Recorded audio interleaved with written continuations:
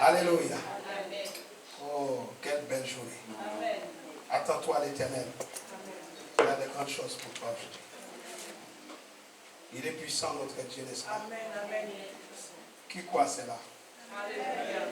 Qui croit ce que j'ai dit? Peu importe comment tu es venu, sache qu'il a un plan pour toi aujourd'hui. Ne laisse pas un petit espace à la distraction. Ne lui laisse rien du tout. Ce matin, je veux que nous allions dans Éphésiens chapitre 5. Éphésiens chapitre 5. Que le nom du Seigneur soit béni. Qui est d'accord avec moi? Amen. Qui est d'accord avec ça? Amen.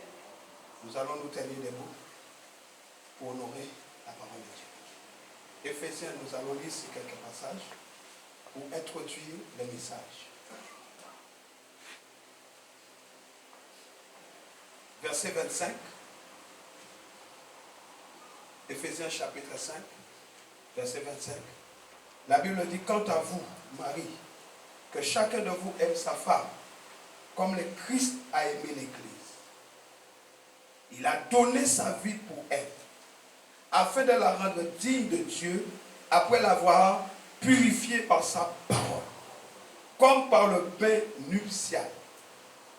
Il a ainsi voulu se présenter cette Église à lui-même, rayonnante de beauté, sans tache, ni ride, ni aucun défaut, mais digne de Dieu et irréprochable. Hébreux 12, verset 14. Hébreux, chapitre 12, le verset 14 nous dit ceci. Faites tous vos efforts pour être en paix avec tout le monde et pour mener une vie de plus en plus sainte, sans laquelle nul ne verra le Seigneur. Est-ce que nous sommes ensemble? 1 Thessaloniciens 4, verset 3. 1 Thessaloniciens chapitre 4, le verset 3. Ce que Dieu veut, c'est que vous meniez une vie sainte, que vous vous absteniez de toute immoralité. Un autre verset, 1 Corinthiens 1, 30. Alléluia. La Bible déclare ceci. 1 Corinthiens 1, 30. Par lui, vous êtes unis au Christ, qui est devenu pour nous cette sagesse qui vient de Dieu. En Christ, en effet, se trouve pour nous l'acquittement, la purification et la libération du péché. Que quelqu'un dise Amen. Amen. Que quelqu'un me donne un bon Amen. Amen. Nous inclinons nos fronts pour bénir la parole de Dieu. Père céleste, éternel Dieu de gloire, nous bénissons ta parole aujourd'hui. Laisse que ta parole accomplisse ce pourquoi tu la libères en sérieux. Papa, je te présente ton peuple devant toi ce matin. Père, nous nous humilions sous ta très sainte main. Laisse qu'en ce moment même, ton esprit s'empare de notre entendement. Papa, là où il y a un blocage, que ce blocage soit enlevé afin que la parole poursuive son chemin. Car la Bible déclare que cette parole, elle est vivante, efficace. Papa, qui peut arrêter ta parole?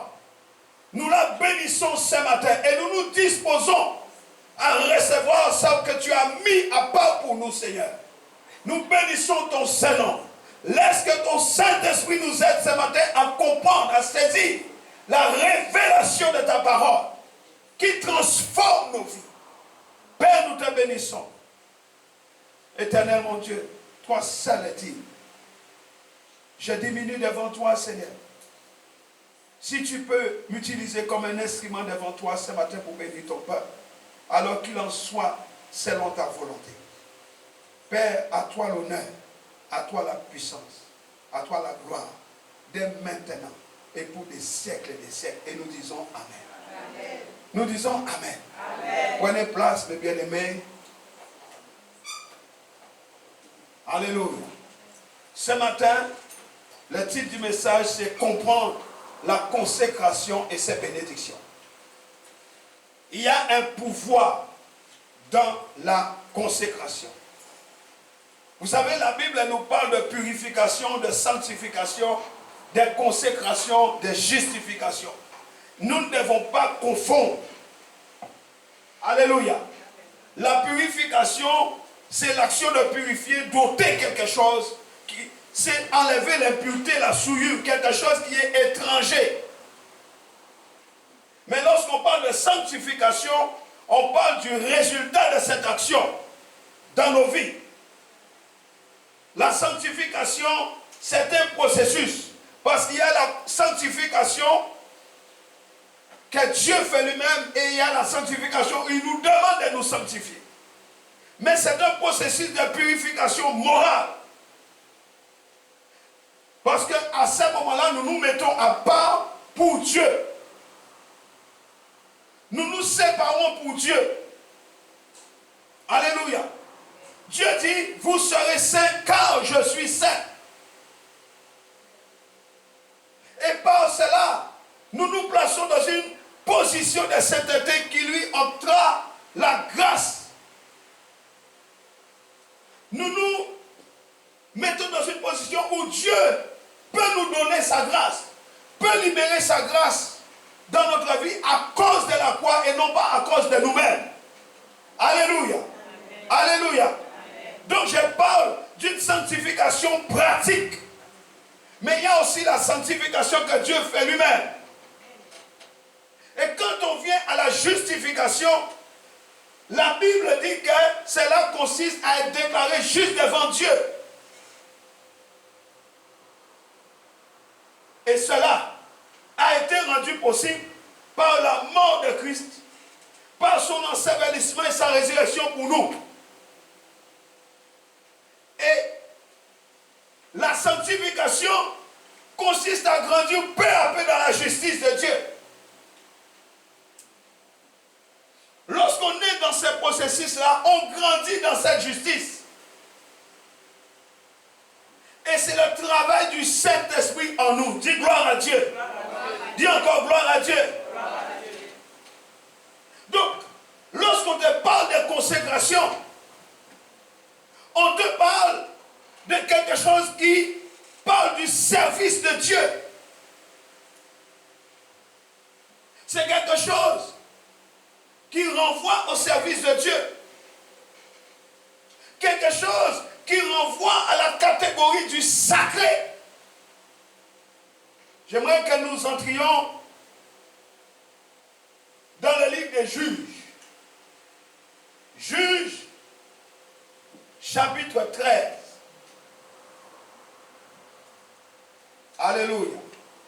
Église, nous devons comprendre ce que Dieu veut pour nous. L'église est constituée de personnes qui sont des pierres vivantes, des pierres qui participent à l'édification du corps. Mes amis, dans l'Ancien Testament, Dieu avait défini la construction du tabernacle dans le désert.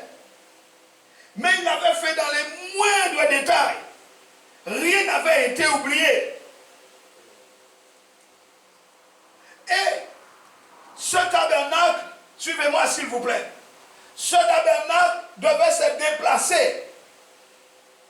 Donc, si le tabernacle devait se déplacer de lieu en lieu dans le désert, il fallait qu'il soit solide, nous sommes d'accord? Parce qu'il devait monter et démonter cela au fil des déplacements. C'est la même chose pour l'église. Le déplacement du tabernacle a duré 40 ans, mes amis. Je dis c'est la même chose pour l'église. L'église passe par le principe d'assemblage. comme le tabernacle. Mais ici, comme matériaux, ce sont des hommes. Alléluia. Alléluia. Amen. Ce sont des hommes. Donc, nous devons comprendre la notion de solidité. Nous devons être capables de traverser les tempêtes, les épreuves, les difficultés pour rendre témoignage à Dieu. Nous devons être capables d'être une communauté vivante. Parce que la parole même que nous recevons, c'est une parole vivante, nous dit Hébreux 4:12. Est-ce que nous sommes ensemble? Bien-aimés, j'ai dit le but de la consécration, c'est de nous amener à ce que la volonté de Dieu soit faite dans nos vies. Quelqu'un m'entend? C'est le Seigneur Jésus qui accomplit la volonté de Dieu en nous. Et quand nous nous donnons à lui, il travaille en nous comme le Père a travaillé en lui. Dieu ne veut pas notre ancienne vie égoïste. Il veut la nouvelle vie en Jésus-Christ. Amen. Dites, je suis une nouvelle créature. Je dois vivre la vie de la nouvelle créature.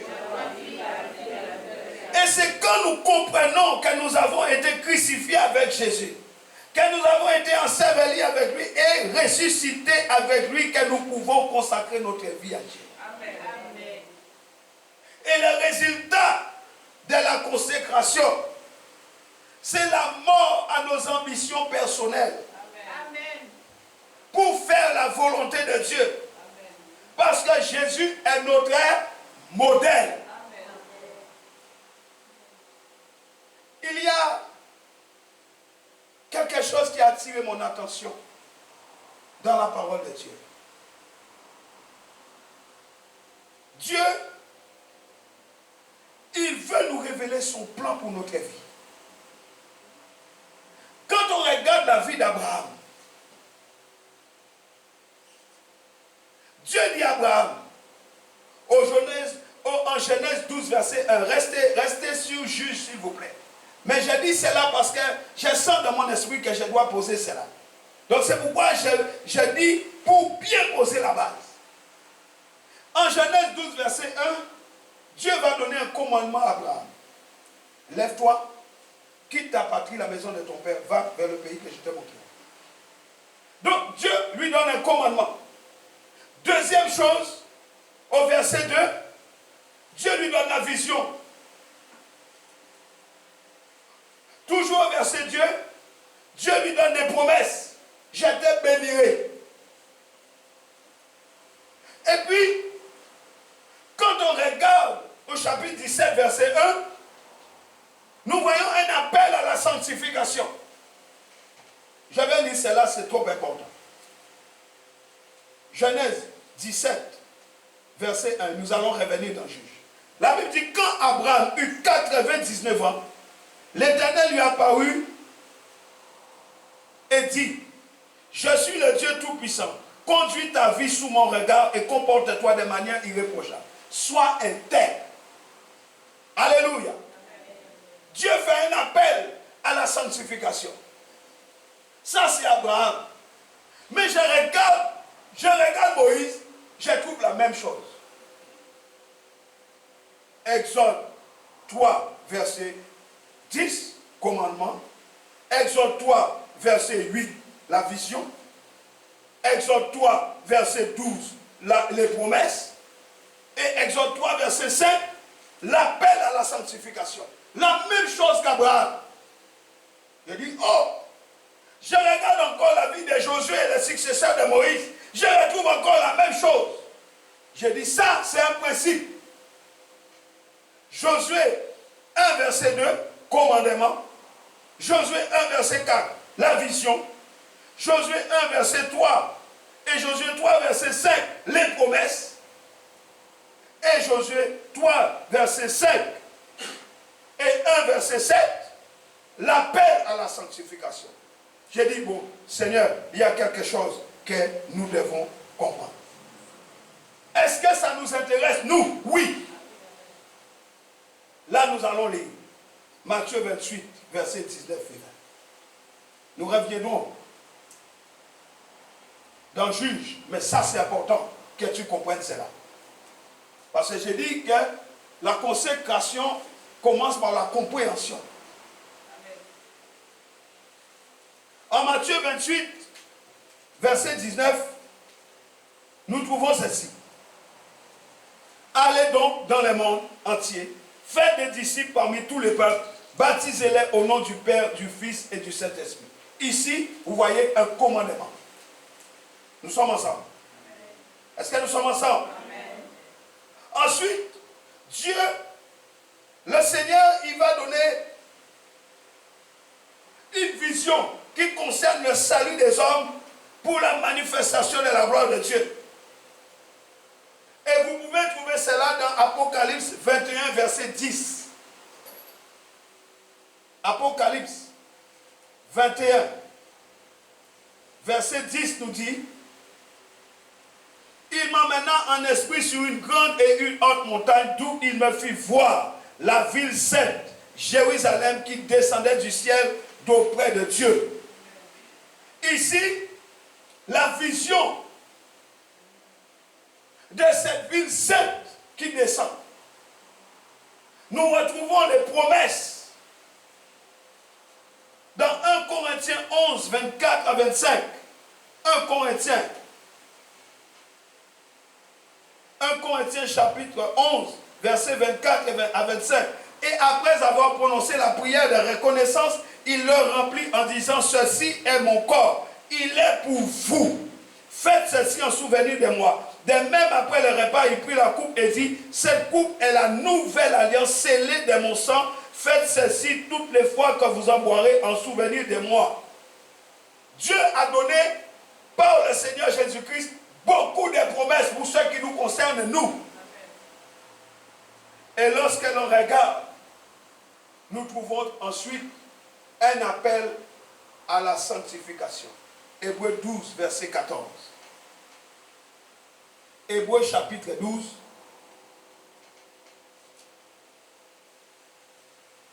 verset 14.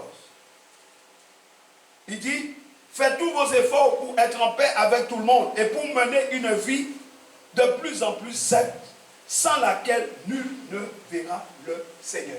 Voici l'appel à la sanctification. À chaque fois que Dieu s'adresse aux hommes, à chaque fois, il parle des commandements, des visions, des promesses, et il y a cet appel à la sanctification. Alléluia. Est-ce que tu es avec moi? Amen. Maintenant, retournons dans les Juges, dans le livre des Juges, chapitre 13, comme cela avait été annoncé. La Bible nous dit, Juges 13, verset 1, les enfants d'Israël firent encore ce qui déplaît à l'Éternel, et l'Éternel les livra entre les mains des Philistins pendant 40 ans. Ici, si vous regardez bien dans les chapitres précédents, vous allez voir que c'est l'époque des juges. C'est une époque particulièrement troublée pour le peuple de Dieu, Israël. Ce peuple vivait dans l'idolâtrie, ne craignait pas Dieu. Chacun avait perdu ses repères, ses références. Les peuples faisaient n'importe quoi. Les tribus étaient divisées et l'oppresseur dominait le pays. Bien aimé, chaque fois qu'il y a la division, nous laissons l'espace à l'oppresseur. Il n'y a pas d'amen. J'ai dit, chaque fois que la division est parmi le peuple de Dieu, l'oppresseur gagne du terrain. Et Dieu va susciter des libérateurs. Il va appeler 12 libérateurs, qu'il va appeler des juges. Mais il les prenait du peuple pour repousser l'adversaire païen et toutes ces influences qui menaçaient l'adoration à l'Éternel. Alléluia. Dans le chapitre 17, Juge 17, verset 6, pardon. La Bible dit en ce temps-là, il n'y avait point de roi en Israël. Chacun faisait ce qui lui semblait bon. L'anarchie.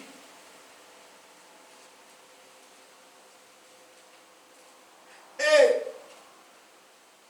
la Bible va dire dans le livre de 1 Samuel 3, verset 1, que le jeune Samuel était au service de l'Éternel devant Élie. La parole de l'Éternel était rare en ce temps-là. Les visions n'étaient pas fréquentes. C'était une période mouvementée. Mes amis, durant ces temps mouvementés, durant ces temps d'anarchie, va naître un enfant. Un enfant dont le nom signifie petit soleil. Donc sa mission c'était d'amener la clarté là où le ténèbre régnait. Alléluia. Qu'est-ce qui va se passer? Dieu va visiter une famille. Dans Juge 13, verset 2 à 5, la Bible dit qu'il y avait une femme de Tsoréa, de la famille de Danite, la tribu de Dan, et qui s'appelait Manoach. Cette femme était stérile. Cette femme n'enfantait pas. Un ange de l'Éternel va apparaître à cette femme et va lui dire, femme, tu es stérile et tu n'as point d'enfant, mais tu deviendras enceinte. Tu vas enfanter un fils. Mais l'ange va lui dire, fais attention. Ne bois ni vin ni liqueur fort. Ne mange rien d'impur. Car tu vas devenir enceinte et tu enfanteras un fils. L'ange dit, le rasoir ne passera point sur sa tête.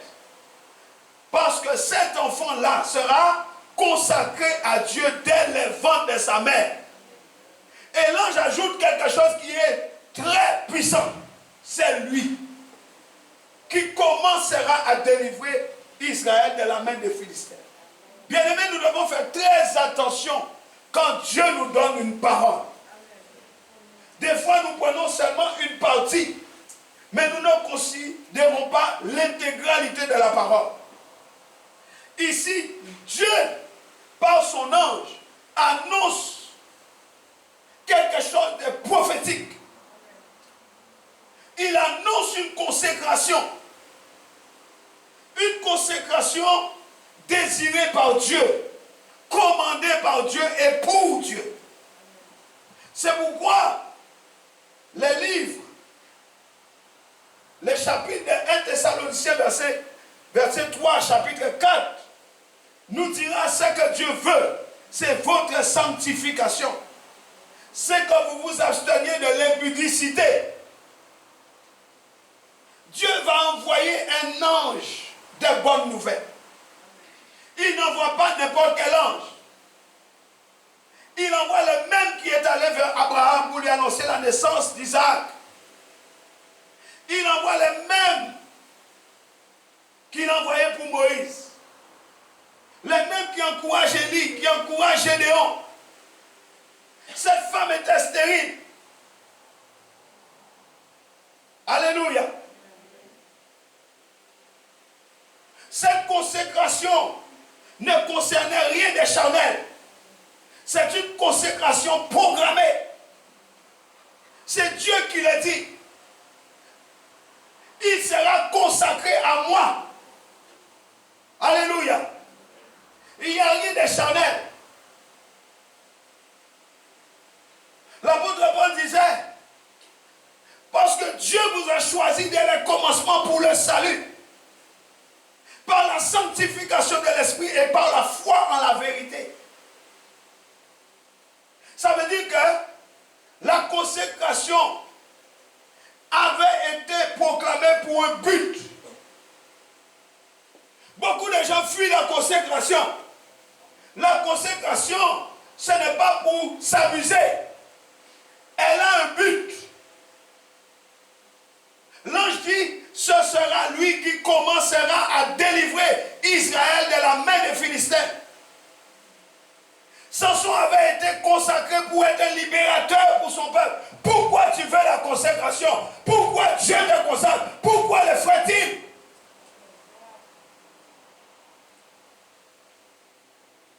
Pourquoi devons-nous mener une vie de consécration?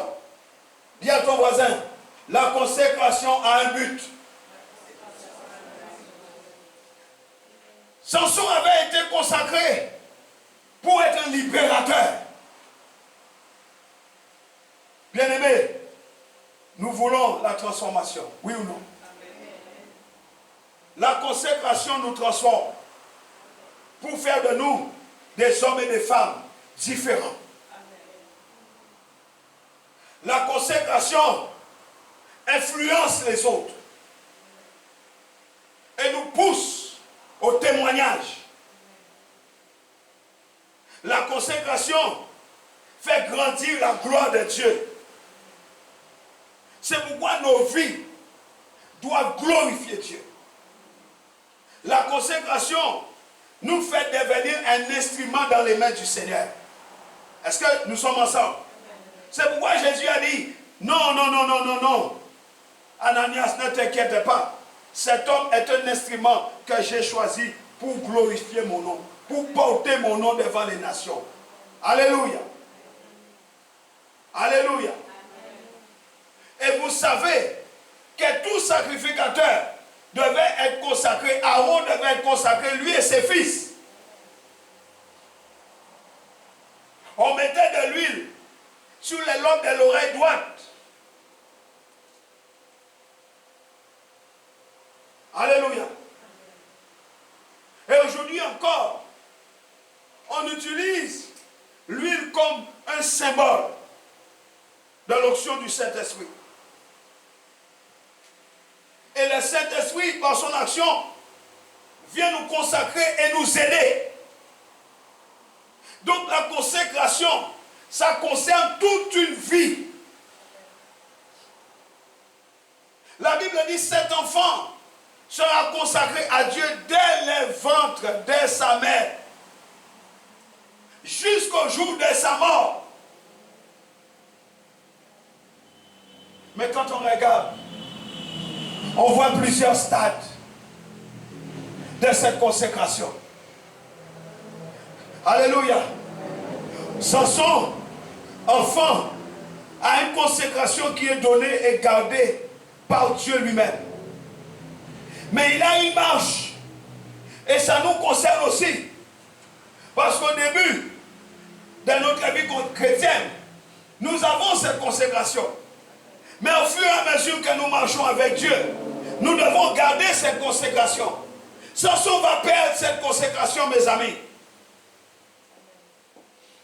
Parce que cette consécration est aussi attachée à la persévérance. C'est pourquoi la Bible nous appelle à la persévérance qui conduit à la victoire dans l'épreuve.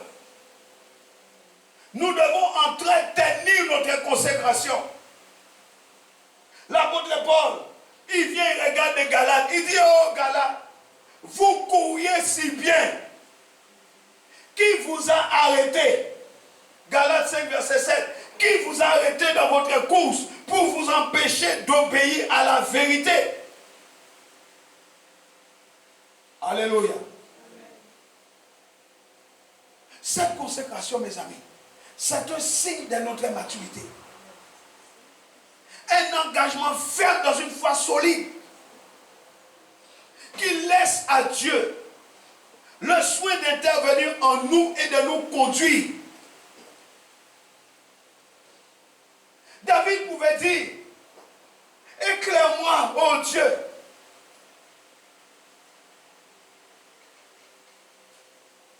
L'Éternel est Dieu.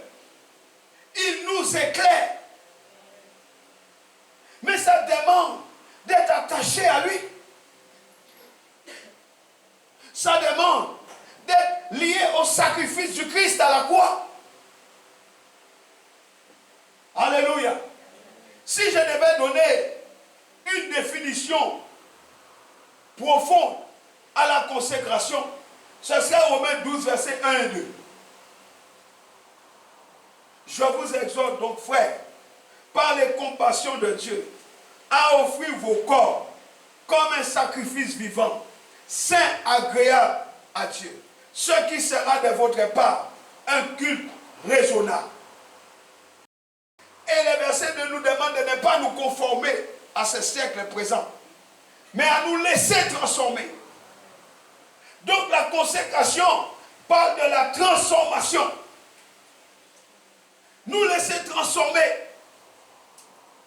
par le renouvellement de notre mentalité pour discerner quelle est la volonté de Dieu. Alléluia. Amen. Samson, cet enfant va grandir. Dieu va les bénir. La Bible dit, au verset 24 de Juge 13, l'Esprit de l'Éternel va commencer à l'agiter.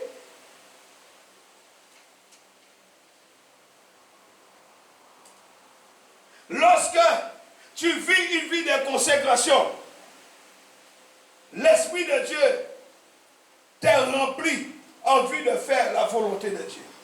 Donne-moi un bon amen. Amen. J'ai dit, quand nous sommes dans la consécration, quand nous gardons la consécration, le Saint-Esprit vient te remplir pour te faire, pour t'aider à accomplir la volonté de Dieu. Amen. Jésus n'est pas allé affronter le diable sans être rempli.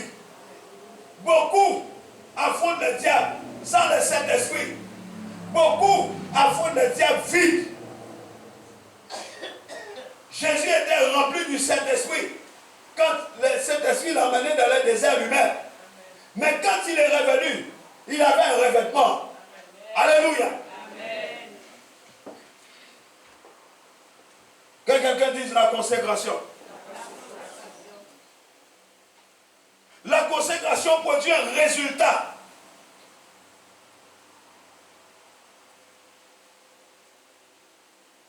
L'Esprit de l'Éternel commençait à l'agiter. Et ce résultat, c'est que nous sommes remplis pour faire la volonté de Dieu.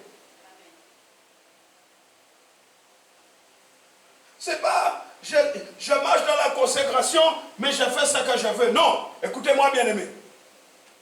Daniel 11, verset 32. J'aime ce passage. Daniel dit, le résidu de ceux qui connaissent leur Dieu feront des exploits. Amen. Daniel 11, verset 32 dit, ceux qui sont feront.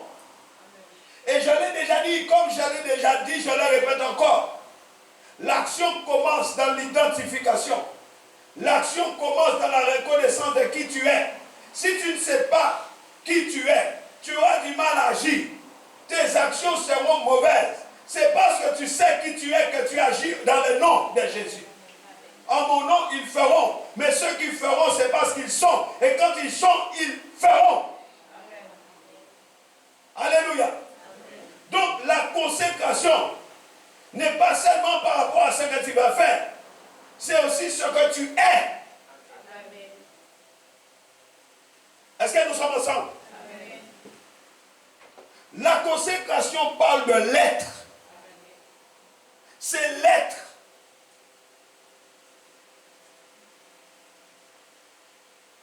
Galates 5, verset 16 dit, marchez selon l'esprit. Et vous ne ferez pas, vous n'accomplirez pas les désirs de la chair. Or la Bible dit, nous sommes esprits.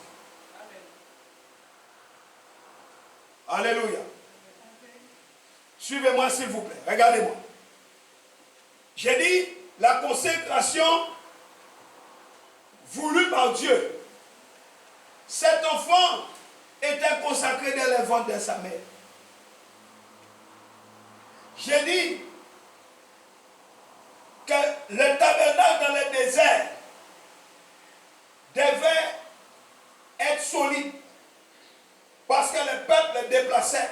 Et pendant 40 ans, ils ont déplacé le tabernacle dans le désert. Ta consécration, mon frère, ma soeur, doit passer par le test de solidité.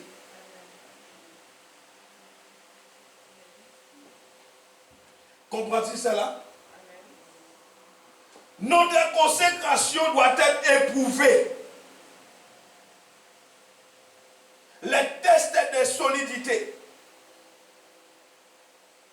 Alléluia. En Juge 14, verset 5, Samson va descendre avec son père et sa mère à Timna. Et lorsqu'ils arrivent aux vignes de Timna, là il y avait un jeune lion qui rugissait, qui venait à leur rencontre. Ça veut dire qu'ils étaient en danger, oui ou non? La Bible dit que l'Esprit de l'Éternel va saisir Samson sans qu'il n'ait rien dans la main, mes amis. Samson va déchirer le lion. La Bible dit comme on déchire un chevreau. Il va déchirer le lion.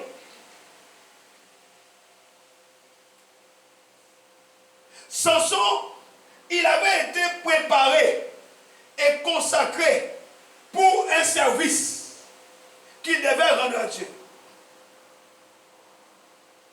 Mais il a été testé. Il a été éprouvé dans sa consécration. Alléluia. Pourquoi? Parce que là maintenant, comme il descend à Timna, il est en territoire étranger. Il est en territoire ennemi. La Bible dit clairement,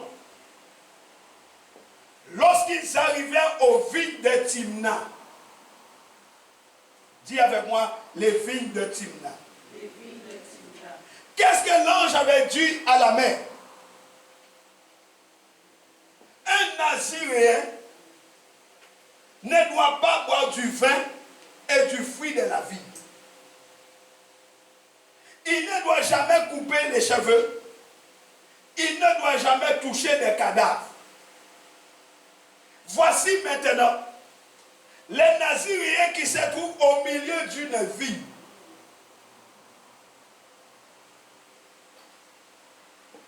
Alléluia. Alléluia. On voit comment il déchire le lion. Bien-aimé, Samson, il n'a pas resté vainqueur, oui ou non?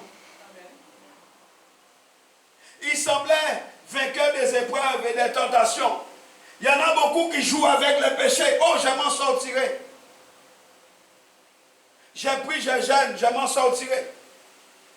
Samson a remporté de grandes victoires par sa force. Il va déchirer les lions sans problème. Mais laissez-moi vous dire une chose. L'ennemi utilise des ruses subtiles. Toi, quand tu pries une fois, tu t'arrêtes après. L'ennemi, quand il vient, il peut venir 10 fois. Il reviendra. Bien-aimé, le diable est prêt à nous concéder une victoire. C'est pourquoi j'ai dit que ton succès peut être ton pire ennemi. Amen. Le diable est prêt à te concéder une victoire pour que tu te sentes à l'aise, pour que tu te sentes fort, pour que tu puisses te sentir confiant en toi-même. Et à partir de ce moment-là, tu vas négliger de t'appuyer sur Dieu. Parce que tout va bien. Je m'en sortirai toujours. Si tu négliges ce qui apparaît comme un petit détail, tu vas le payer très cher. Parce que ça nous met en danger face à l'ennemi.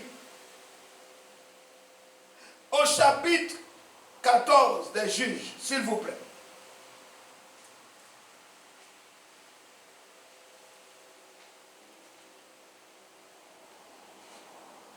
Verset 3.